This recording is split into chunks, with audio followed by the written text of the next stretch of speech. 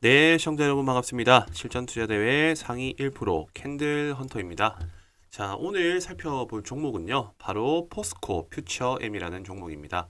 자, 오늘 이 종목이 현재 마이너스 12% 가량 하락을 하고 있는 모습인데 아무래도 이렇게 급하게 하락한 데 있어서에 대한 원인 아무래도 궁금하실 거라 생각이 들고 앞으로의 주가에 대한 방향성 또한 어떻게 흘러가게 될지 이런 부분들이 많은 분들이 좀 궁금해 하실 거라 생각이 됩니다.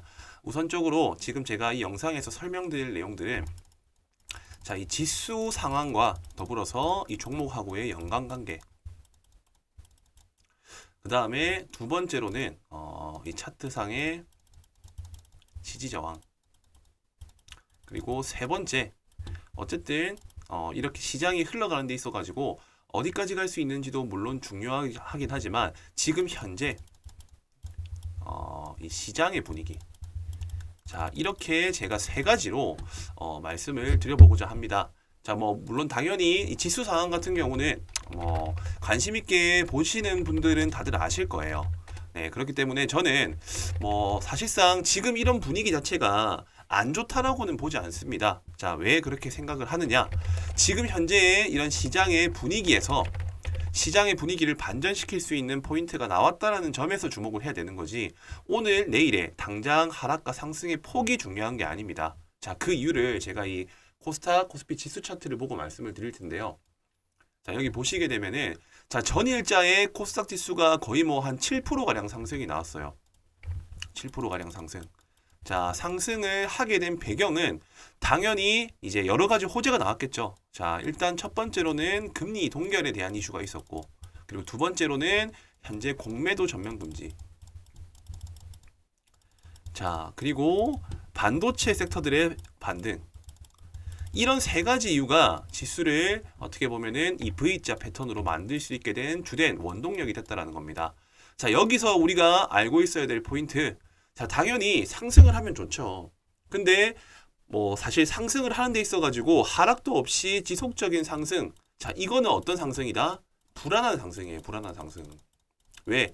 보통은 올라가면은 팔고자 하는 심리가 자동스럽게 나오고 반영이 되면서 올라가야지 건강하게 그러니까 팔고자 하는 사람들의 물량을 한번 소화를 시키고 다시 올리고 다시 또 상승을 했었을 때 매도하고자 하는 그런 차익 실현 욕구에 대한 물량을 먹고 올리고 이렇게 상승과 조정을 반복해서 올라가야지 안전한 상승이고 견고한 상승인데 오히려 이런 느낌이 아니라 단숨에 올려버린다라는 거는 아직까지 더 올라갈 수 있겠다라는 기대감만 공존한 상황이라는 거예요. 기대감만. 그러면 이게 무너지면 한순간에 무너져요. 이렇게.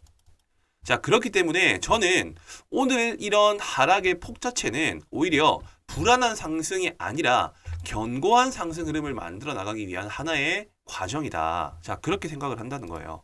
자, 물론 많이 빠졌죠. 근데 코스닥 지수 보면은 어제 7% 올랐습니다. 7% 오르고 지금 3%가량 하락을 하고 있죠. 결과적으로 말씀드리면은 올랐다는 거예요. 근데 오늘 이 개별 종목들이 뭐 10% 이상 지금 하락이 나오고 있어요. 2차 전지에서. 이것만 보고 야, 뭐 다시 하락하는 거 아니야? 이거 또 빠지겠는데? 이런 불안감을 가진다라는 거는 아마추어라는 겁니다. 자, 제가 말씀드리겠습니다. 상승과 하락을 반복하면서 올라가야 뭐다? 견고한 상승이다라고 분명히 말씀드렸어요. 견고한 상승을 만들기 위한 과정을 거친다라고 생각을 하면은 오늘의 이런 하락 그리고 지수나 개별 종목들이 빠진다라는 거는 더 큰 도약을 위해서 준비하겠다라는 의지라는 거예요.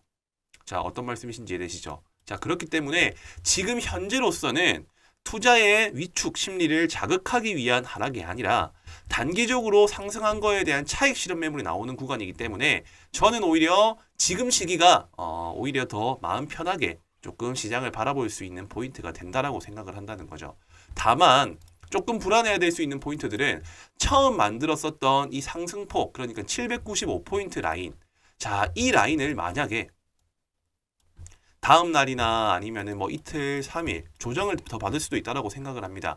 이 라인을 강하게 이탈하는 음봉이 나온다라고 하면은 그때는 조금 얘기가 틀려져요. 왜냐? 처음 상승 도약이 나왔었던 시기보다 매수 심리, 그러니까 즉 매도 심리가 더 많아졌다라는 걸 의미하는 거기 때문에 이때는 조금 더 조정을 깊이 받고 상승할 수가 있어요. 근데 이 자리를 일시적으로 깨트리는 척 하다가 이렇게 아래 꼬리가 달리면서 마감이 된다. 자, 이 말은 뭐다? 당연히 견고한 상승을 만들기 위한 하나의 단기적인 조정의 흐름이다라고 볼 수 있기 때문에 이런 시기일 때 추가적으로 저점인 자리의 종목들을 매수해 나가면 된다라고 저는 생각을 합니다. 자, 여기까지가 제가 처음 말씀드리려고 했었던 이 지수 상황에 대한 해석이고요. 자, 이런 부분들이 정리가 되었다라고 한다면은 우리는 이런 기준을 내릴 수가 있습니다. 795포인트가 무너지지 않는 선에서는 충분히 지수가 우상향을 그리고 있다는 것을 짐작할 수가 있고, 그러면 개별적으로 빠지는 종목들이 지수가 조정을 받으면서 그냥 개별적인 종목에서도 차익 실현 매물들이 나오는구나. 그 매물들이 나오고 난 이후에는 다시 기술적 반등을 할 것이기 때문에 그러한 시기에 맞춰가지고 매집을 하면 되겠다. 자, 그러면은 그러한 시기를 맞추기 위해서는 우리는 어떤 것을 알고 있어야 되냐? 두 번째로 말씀드릴 포인트가 바로 지지와 저항이라는 개념이에요. 자, 지지와 저항이라는 개념 자체가 어쨌든 이 개별적으로 종목들마다 다 가지고 있는 포인트들이 있습니다. 캔들로서 우리가 찾아볼 수도 있고요. 이평선으로도 맞출 수가 있고, 그리고 거래량이 터진 자리로서도 지지저항을 체크할 수가 있습니다. 말 그대로 투자의 심리들이 밀집되어 있는 구간이라 보시면 되고요. 거래량이 터지거나 중첩되는 자리가 많이 형성되는 자리일수록 그 역할이 조금 더 커진다라고 보시면 될 것 같습니다.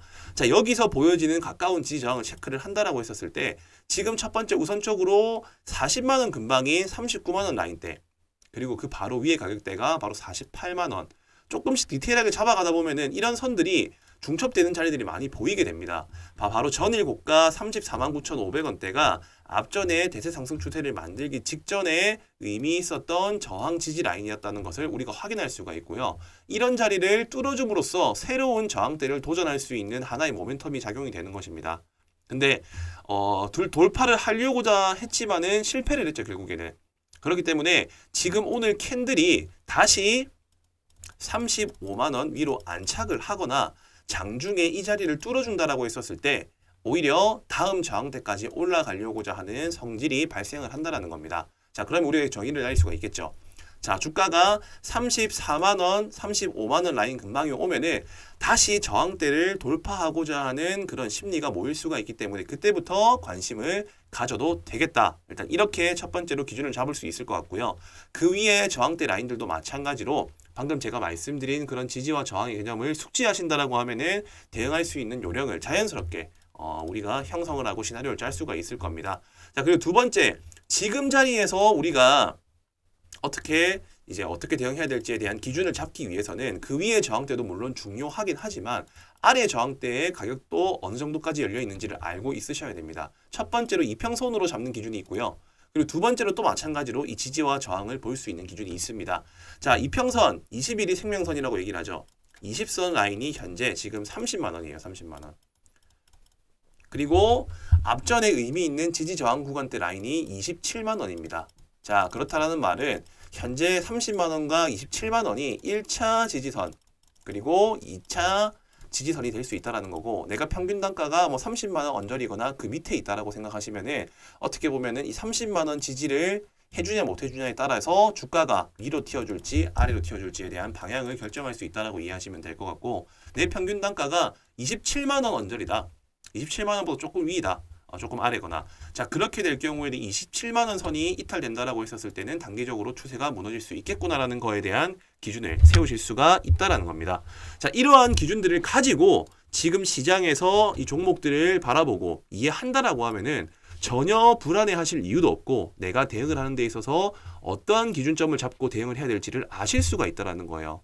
못해도 일단은 뭐 작은 금액이 아니라 큰 금액 1,000만 원 이상 투자하시는 분들 같은 경우는요, 지금 제가 말씀드리는 내용들을 충분히 인지를 하고 시장에 참여하셨으면 좋겠어요. 왜냐? 이런 것도 모르고 1,000만 원 이상 돈을 투자한다? 그럴 바에는 차라리 토토라든지 로또를 사십시오. 저는 그게 더 남장사라고 봅니다. 자, 그만큼 중요하다라는 거. 자, 그리고 마지막으로 이 시장의 분위기에 대한 내용들을 설명드리면서 이 포스코 퓨처엠에 대한 내용들을 마무리할 텐데, 시장의 분위기는요, 지수가 하락을 했다가 상승을 하는 분위기이고, 아까 말씀드렸다시피 반도체 섹터들에 대한 반등, 삼성전자 이재용 회장이 어쨌든 앞으로 반도체에 대한 투자를 50조 원 이상 한다라는 거에 대한 계획, 그리고 지금 금리가 동결된 상황, 전쟁에 대한 부분들이 끝나갈 수 있는 상황, 지수가 상대적으로 저점이었다는 부분들을 감안했었을 때 모든 분위기가 반등을 하겠다라는 의지로서 보여지는 상황이라고 생각이 됩니다. 자, 그런 상황일 때일수록 어떤 종목이 시장이 좋았을 때 올라가느냐, 그리고 어떤 종목들 중에서도 어떤 섹터들 중에서도 어떤 종목들이 대장주 역할을 했었는지 이런 부분들을 캐치하실 수 있었던 능력, 과거의 시장 경험 이런 것들이 있으신 분들이 이제는 크게 돈을 벌 수 있는 시장이 온다. 크게 돈 벌 수 있는 시장.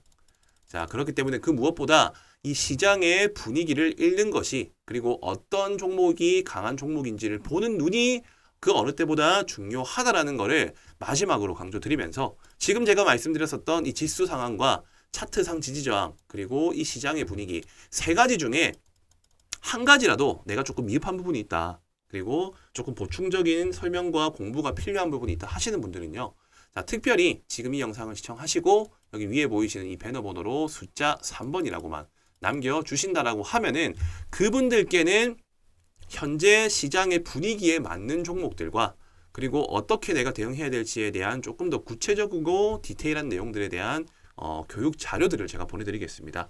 자, 당연히 무료로 보내드리는 거고요. 자, 그렇게 무료로 보내드리는 이유는 구독과 좋아요 한 번씩만 꼭 눌러주세요. 네, 단지 그런 부분들이 저한테는 큰 힘이 되기 때문에 그런 부분들을 충분히 충족을 시켜주신다라고 하면은 저 또한 마찬가지로 이렇게 알짜배기 내용들로 보답을 드리도록 하겠습니다. 우선 이렇게 제 내용들은 마무리하도록 하고요. 이어서 제가 설명드릴 내용은요, 11월 달에 있을 이 부산 엑스포 관련 일정이 있습니다. 부산 엑스포 유치 관련 결정건으로 28일 전까지 관련주들이 현재 시장에서 차트를 만들어 나가고 있는데, 그쪽 관련된 내용들을 지금부터 이어서 설명을 드리도록 할 테니까 영상 끝까지 한번 집중해서 시청해 주셨으면 좋겠습니다. 자, 그리고 11월에 있을 빅 이벤트 관련해서 또 설명을 드리도록 하겠습니다. 자, 지금 요 보시면 아시다시피 부산의 경험을 세계로, 자, 현대차 그룹 엑스포 유치 총력. 자, 제가 조금 핵심적인 기사들만 따왔습니다. 자, 한 총리 부산 엑스포 유치 막바지 총력. 자, 프랑스 등 4개국 순방. 자, 그리고 장관도 기업 회장도 출장길. 부산 엑스포 유치 막판 총력전. 자, 이렇게 이 부산 엑스포가 도대체 뭐길래, 네, 지금 계속적으로 아마 네이버에 검색을 해보시면 다들 아실 겁니다. 이 부산 엑스포를 유치하기 위해서 기업인들, 그리고 장관들, 자, 모든 이런 좀 유명 인사들이 전부 다 총력전을 펼치고 있습니다. 이 유치를 하기 위해서요. 자, LG라는 대기업도 자, 유치 총력전 11월에 승부수를 띄운다. 자, 한국 부산 엑스포 유치를 위해서 지구를 400바퀴 이상 돌았다고 합니다. 자, 제가 오늘 말씀드릴 11월 일정주는요, 생각보다 큰 파급 효과가 있는, 자, 경제 효과가 있는 이런 부산 엑스포 관련해서 관련된 일정과 그리고 그 일정에 대한 구체적인 내용들을 지금 제가 준비를 해봤고요. 자, 결과적으로는 이렇게 이 엑스포에 목을 매는 거는 당연히 경제 창출 효과 때문입니다. 자, 여기 제가 조금 내용을 정리한 기사들을 좀 체크를 했는데요. 여기 내용들을 한번 살펴보시게 되면은, 자, 역대 월드 엑스포의 경제적 파급 효과. 자, 이 내용은 어쨌든 제 추정치이긴 한데 인터넷에 이제 조금 좋은 기사가 있길래, 내용들이 있길래 한번 좀 첨삭을 해봤습니다. 자, 2010년도 상하이 엑스포. 자, 참가국 같은 경우에는 120개국이었고요. 자, 투자액은 약 5조 2천억 원. 자, 경제 효과 110조 원이라고 합니다. 2015년도도 비슷하게 145개국에 4조 투자해가지고 53조 원 경제 창출 효과. 자, 제일 최근 두바이 엑스포에서는 200여 개국이 참여를 했네요. 네, 그리고 한 7조 정도 투자를 했는데 생산 유발 38조 원 경제 효과. 자, 고용 창출 같은 경우에도 기본적으로 30만 명 이상 이렇게 꾸준하게 창출이 되었는데, 자, 2030, 그러니까 2030년도 부산 엑스포가 만약에 개최가 되고 유치가 된다라고 했었을 때는 대략적으로 관람 인원 참가국이 대략 한 200여 개국, 한 5,050만 명이라고 표시가 되어 있네요. 투자액 같은 경우에는 한 5조 원을 투자를 해서 지금 보시면은 부수적인 경제효과 창출 수입원이 한 50조 원 이상이 된다고 합니다. 50조 원. 고용 창출도 50만 명. 자, 이러니까 지금 기업 인사들부터 해가지고 장관들, 정치인들 전부 다 유치를 하려고, 부산 엑스포 유치를 하기 위해서 이렇게 전국적으로, 그리고 이제 세계적으로 열심히 활동을 하고 있는 거겠죠. 자, 조금은 변수가 있는 상황들은 아무래도 지금 현재 이제 경쟁 국가들이 사우디아라비아, 지역 리아드 그리고 이탈리아 로마 이런 후보국들이 마지막 프레젠테이션 발표를 하고 난 다음에 이제 투표를 하게 됩니다. 그 투표에서 자 1차 투표에서 3분의 2득표인 122표 이상을 얻는 나라가 만약에 나오지가 않는다면은 자 다음 날 1위, 2위를 대상으로만 2차 결선 투표를 통해 가지고 개최지를 선정을 한답니다. 자, 이 내용이 핵심이라는 거예요. 이 내용 핵심. 사실상 지금은 이제 뭐 우리나라가 이런 후보국들에 비해서 조금 많이 지지율이 낮은 편이에요. 자, 왜냐면은 사우디아라비아 자체가 이제 오일머니를 어쨌든 뭐 공세를 해가지고 자 개발도상국 등에는 한국의 신재생에너지 기술 및 자원개발 기술, 경제성장 노하우 전수 등을 부각하면서 지지를 호소할 계획이긴 한데 자 아무래도 이제 뭐 지금 이 사우디 자체가 워낙에 좀 돈이 많은 나라죠. 네, 그래서 아마 지금 지지율과 득표율에서는 조금 밀리는 걸로 저는 알고 있습니다. 자 근데 일단은 아까 제가 말씀드렸던 것처럼 1차 투표에서 일단은 뭐 이탈리아 로마를 이기고 난 이후에 그 이후에 추가적인 2차 결선 투표를 가지고 우리가 조금 승부수를 띄우기 위해서 이 정치인들이 열심히 활동을 하고 있다고 생각을 합니다. 자, 여기서 말씀드리고 싶은 핵심은 뭐냐면요. 어찌됐든 간에 이 부산 엑스포가 유치가 될 수 있는 가능성. 자, 이 가능성을 보고 저희는 11월 달에 이 일정주에 대한 부분들을 분류를 해둬야겠죠. 왜냐면은 지금 현재 이렇게 여기 보시면은 2030년 부산 세계 박람회 주요 내용을 한번 살펴본다라고 하면은 뭐 기간은 대충 뭐 보시고요.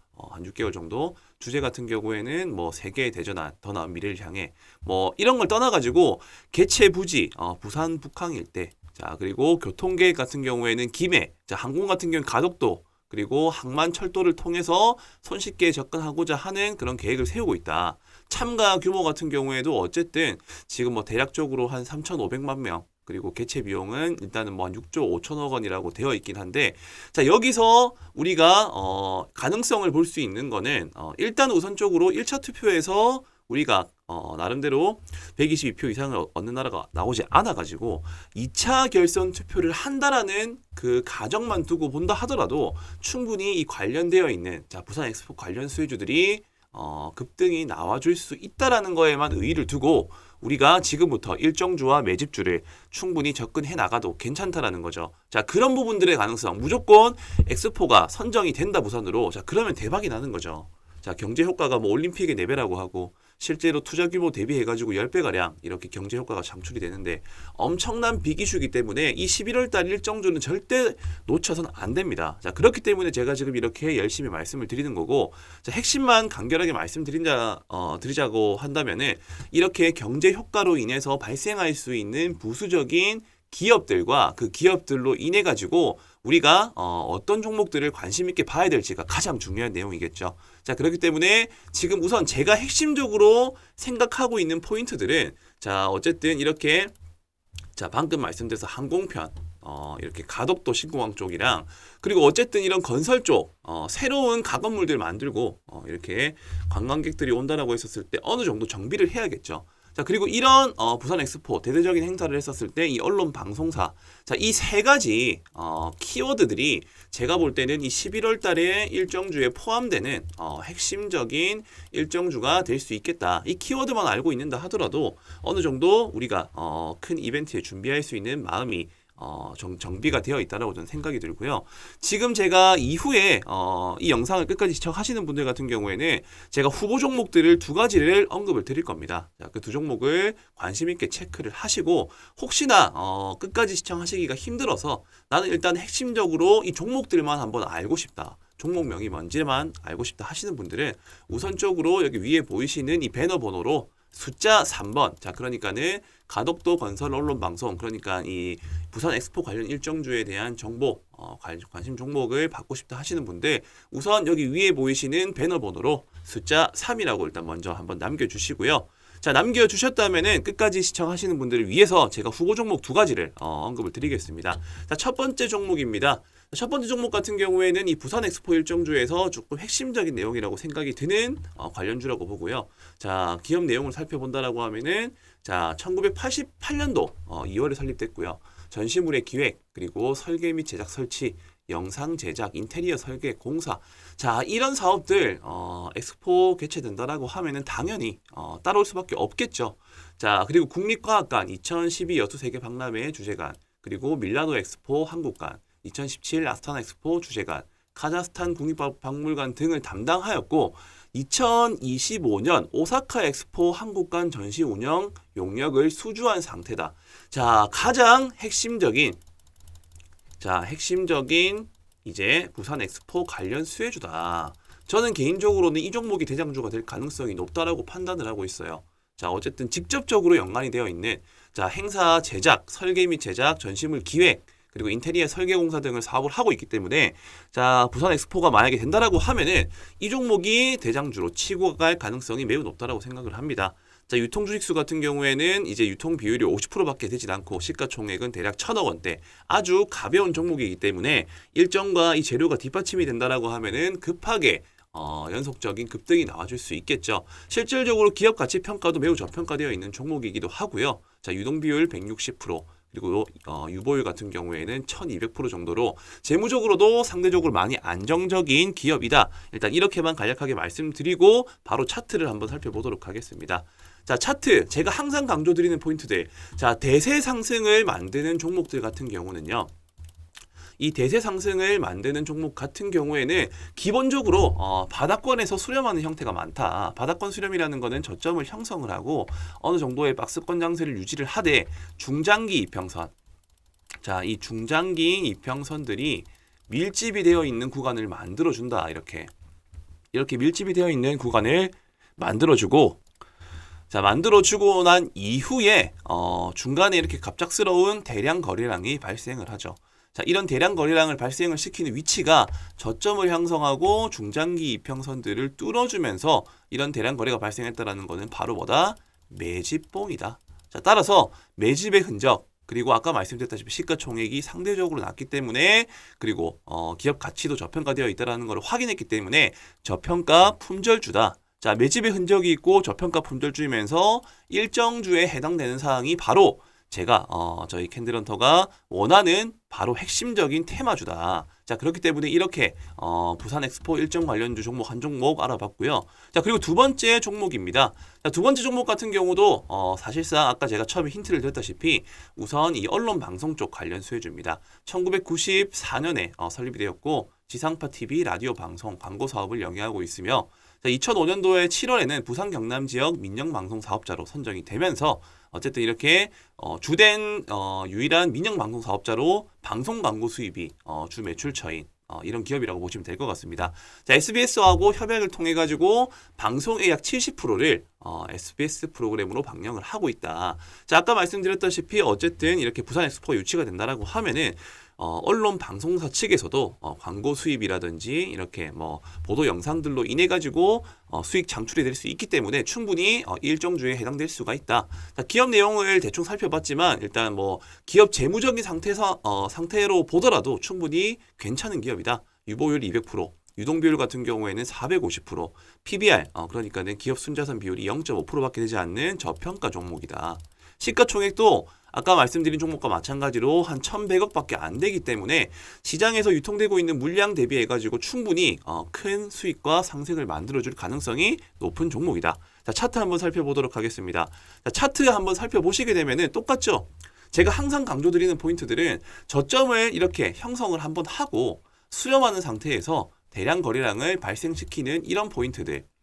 자, 이런 포인트들이 만약에 나온다라고 했었을 때 저는 우선적으로 이 대량 거래량이 발생한다라는 말 자체가 바닥 구간에서 발생된 대량 거래량이 의미가 있다라고 생각을 합니다. 왜? 그 이유는 저점에서 어쨌든 올라가고자 하는 그런 의지가 강한 구간이고 그 자리가 이 중장기 이평선들, 자 120선, 200선, 240선 과거에 물린 물량들을 한 차례 흡수를 해주기 때문에 이렇게 이평선들이 밀집되는 자리가 만들어진다라는 거죠. 자, 이런 시기일 때 한번 이슈와 재료가 불어주면서 급등 패턴이 나와준다라고 하면 연속적으로 날아갈 수가 있습니다. 자, 그렇기 때문에 자, 이 종목 같은 경우에도 충분히 이제 중간에 한 번씩 매집 흔적이 나오긴 했지만은 11월 28일 그러니까는 지금 대략적으로 한 달 조금 더 남은 상황인데 그 일정 전까지는 한 번 더 수렴 형태를 만들고 급등이 나와줄 수 있겠다라고 저는 판단을 하고 있기 때문에 자 매집의 흔적 그리고 마찬가지로 저평가 품절주 자 그리고 아까 말씀드렸다시피 엑스포 관련된 일정까지